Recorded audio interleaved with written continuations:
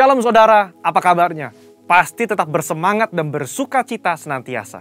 Nah, edisi Voice of Pentecost kali ini, kita akan membahas tentang tertanam di gereja lokal. Mungkin saudara pernah mengalami di mana aspirasimu ditolak di gereja lokal. Atau pernah merasa dicuekin oleh gembala. Mungkin pernah dikecewakan dan berujung kita pindah-pindah gereja mencari tempat yang nyaman untuk beribadah.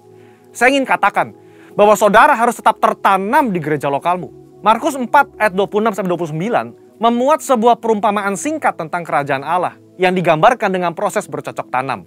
Ayat 27 berkata, "Lalu pada malam hari ia tidur dan pada siang hari ia bangun.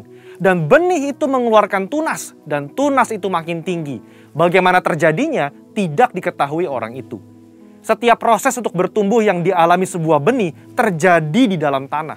Di tempat gelap, di mana tidak seorang pun yang bisa melihat dan mengetahuinya. Demikian pula dengan setiap kita sebagai benih. Ketika kita berkomitmen untuk tertanam di gereja lokal, kita akan mengalami berbagai proses yang mungkin tidak nyaman. Dan setiap proses tersebut tidak dapat dilihat oleh orang lain. Sayangnya, banyak orang yang menyerah ketika melewati proses krusial ini. Banyak yang tergoda untuk melihat rumput tetangga yang selalu terlihat lebih hijau dibandingkan rumput di rumah sendiri. Ingat, yang terlihat oleh mata kita hanyalah hasil akhirnya yang sudah tampak baik.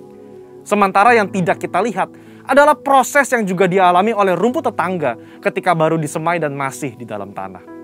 Di era pandemi COVID-19 ini, di mana kita harus beribadah secara virtual, semua gereja berlomba-lomba dalam menyajikan konten yang terbaik, display yang estetik, musik yang menarik, dan kemampuan editing yang kekinian.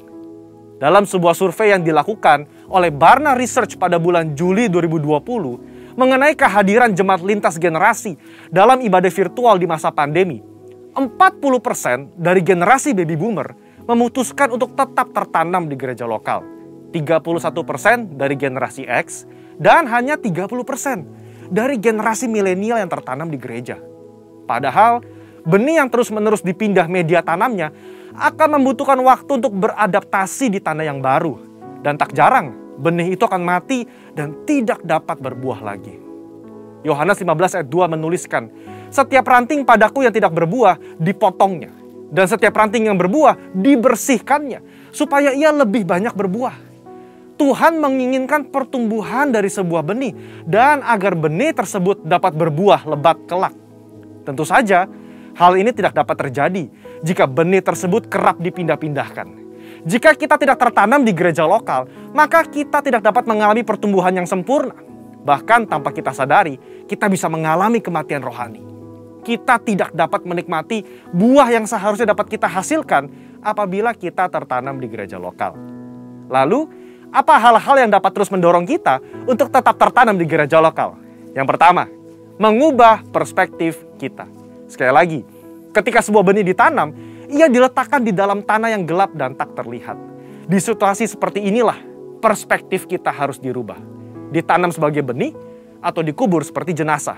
Faktanya, di dalam tanah itu mungkin ada rasa kesepian. Tidak dilihat orang. Seakan-akan tidak ada jalan keluar. Saudara, kita bukan sedang dikubur, melainkan kita sedang ditanam. Jika kita berpikir bahwa kita sudah dikubur, maka tidak ada lagi pertumbuhan yang dapat kita alami. Namun ketika kita mengubah perspektif bahwa keadaan yang saat ini kita alami di dalam tanah adalah karena kita sedang ditanam, maka kita akan terus bertumbuh hingga waktunya benih tersebut akan tampak di atas tanah dan menghasilkan buah. Saudara sedang ditanam dan bukan dikubur. Kedua, jalani proses. Proses adalah bagian terpenting dari perjalanan hidup setiap manusia, di mana manusia dibentuk lewat hal-hal yang sulit agar menjadi semakin baik dan semakin kuat di kemudian hari.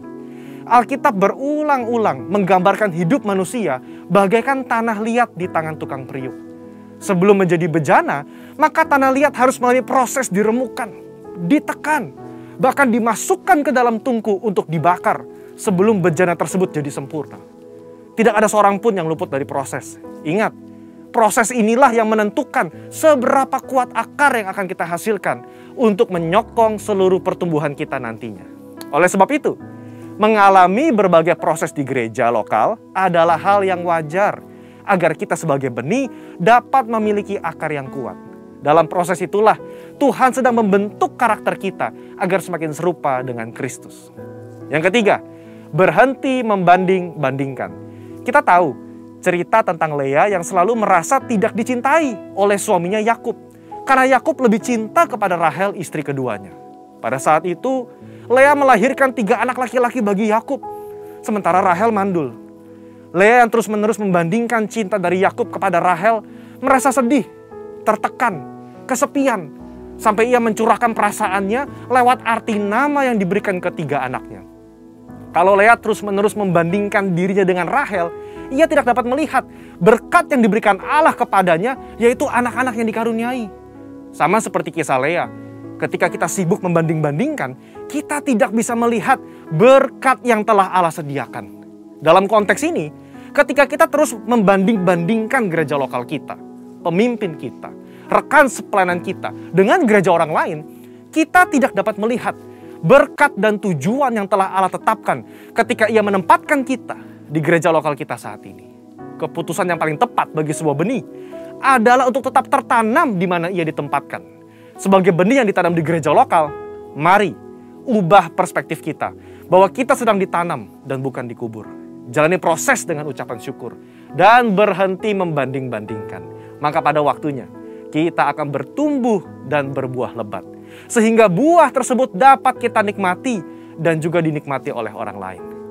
Untuk penjelasan lebih lengkapnya dari tim teologi kami, silakan buka link yang ada di atas atau scan QR Code yang tersedia. Tuhan Yesus memberkati.